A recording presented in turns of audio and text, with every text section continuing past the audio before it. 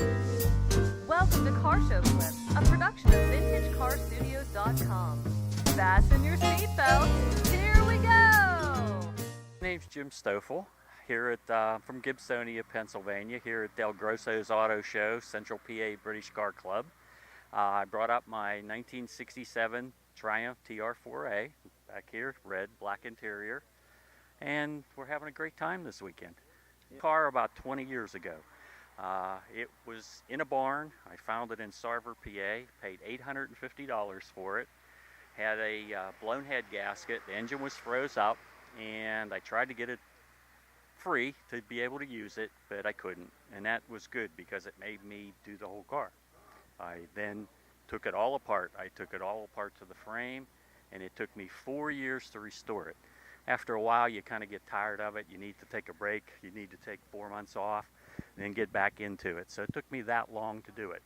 And since then, I have been driving it for 16 years. This is the 16th summer of driving it. Pretty good into the Western Pennsylvania Triumph Club, and we do the Vintage Grand Prix show. I was going to ask you about that. That's our show. That's the one we put on. In fact, for the club, what I do is I am field marshal.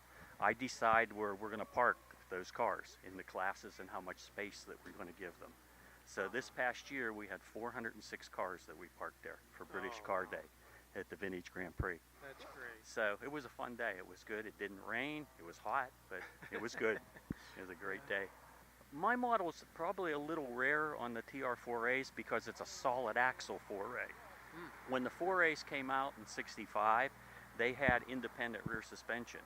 And some of the U.S. car dealers weren't big on the independent rear suspension, so they requested that Triumph build some with solid axles. And about 25% of the 4As were built with solid axles, and this is a solid axle car. Well, the engine is the same Triumph engine it went through the 2s and 3s and 4s, okay? The one that's based on the Massey Ferguson tractor engine, so that's what's in there. Makes about 106 horsepower and works really well. It's a nice engine to rebuild because it has wet liners in it, so you can really pull out the liners. They're like pieces of pipe that are the cylinders, and you can buy a new set, new pistons, and you have a brand new engine. So it's a very easy one to do.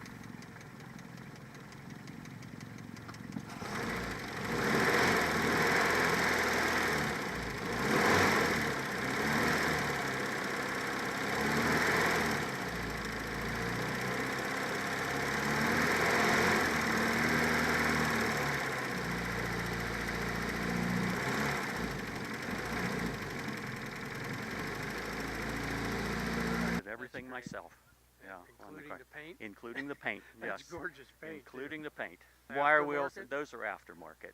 Yeah. It shouldn't really have chrome wire wheels. It should have painted silver ones. But when I was purchasing them, it was like painted silver or chrome, painted chrome.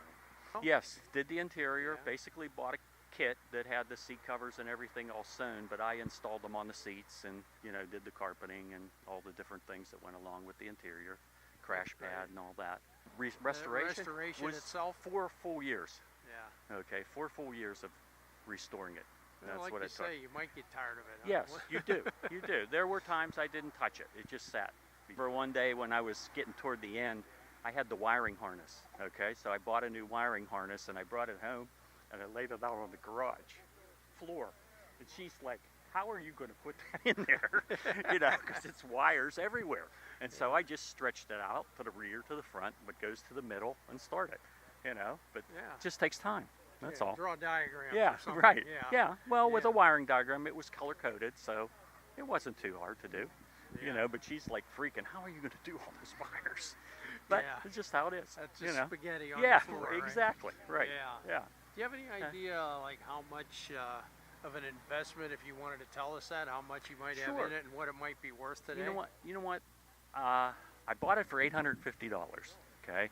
I would figure that probably by the time that I was done restoring it, I would say I probably had about 9 to 10 grand in it, in parts and everything that I needed. Yeah. What it would be worth today, I would guess it to be in the mid-20s to 30 would probably be a fair price for it today. Are parts readily available? Yes, for the Triumphs there are. There are a few manufacturers that take care of it and stock things. It's pretty easy to get just about anything you need. Yeah. You know, Years ago it wasn't as good. It's a little better now. There's new things like rear fenders, front fenders are now available. When I did mine, they weren't available. Yeah. So I had to scrounge around and find parts together. In fact, the driver's rear fender is actually two fenders welded together. Really? The front of one and the rear of another one, because they were in good shape. I found them and I just welded them together. Yep. I did nothing extra to the engine, transmit, everything's pretty stock. Yeah. No real changes in no it. custom touches to speak of. No, right? not really. No. Yeah. That's Pretty really much how it great. is. That's a super looking car, Jim. Okay. Very, very nice. Good. Visit our growing collection on Facebook at Car Show Clips and online at VintageCarStudios.com, where you can commission our unique artwork. Enjoy the memories and the machines.